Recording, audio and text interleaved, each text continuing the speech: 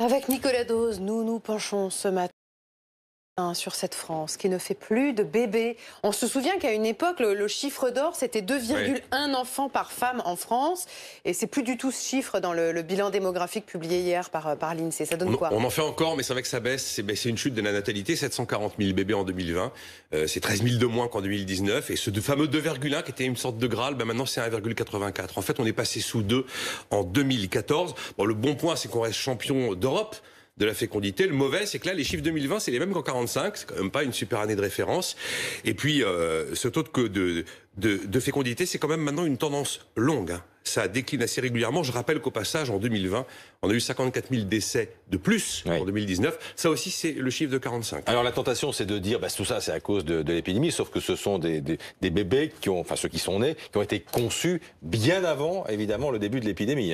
On peut pas avoir les chiffres aujourd'hui de l'épidémie, parce qu'effectivement, je vous rappelle qu'il y a un truc qui s'appelle la gestation. C'est très difficile. 9 mois. Ouais, c'est très difficile. On n'est pas dans le cœur des gens. C'est très difficile de comprendre forcément les mouvements de natalité. Alors, il peut y avoir la peur de l'avenir, qui est pas quand même totalement nouvelle, la peur du déclassement, Covid, ça va pas aider. Et puis, il y a aussi la politique familiale, moins ambitieuse. 2014, François Hollande met les allocations familiales sous condition de ressources. Ce qui était une allocation dédiée au nombre d'enfants devient une sorte d'aide sociale liée aux revenus. C'est pas du tout la même donne. En 94, ça déclinait, on a relancé la politique familiale, la fécondité est repartie, et c'est là où on est devenu le leader d'Europe. Bon, la natalité qui recule, ça nous dit quoi sur l'avenir? C'est une économie qui s'atrophie. Vous avez les facteurs qui font qu'une économie tourne, c'est le capital financier, les actionnaires, l'investissement, et l'autre, c'est le capital humain. Ceux qui produisent, ceux qui consomment. C'est le premier facteur de croissance économique, la natalité, puis c'est aussi ce qui préserve notre fameux modèle social, où finalement, tout est intergénérationnel et repose sur une socialisation de tout, y compris la retraite. Si on n'a plus d'enfants, ça ne fonctionne plus, ça ne rentre plus.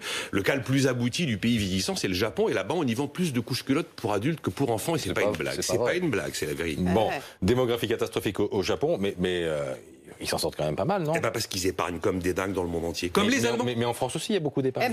On n'a pas si bien dire. À l'instant, il y a le chiffre du livret A en 2020. Oui, mais c'est pas ça de l'épargne. Tu sais combien il a engrangé? 26 milliards et demi. Mais c'est pas ça de l'épargne. L'épargne, c'est d'avoir des dispositifs nationaux massifs d'épargne populaire qui s'appellent des fonds de pension et qui permettent d'épargner et d'investir dans le monde entier pour vivre de ces dividendes. On ne sait pas le faire, on n'a jamais voulu le faire.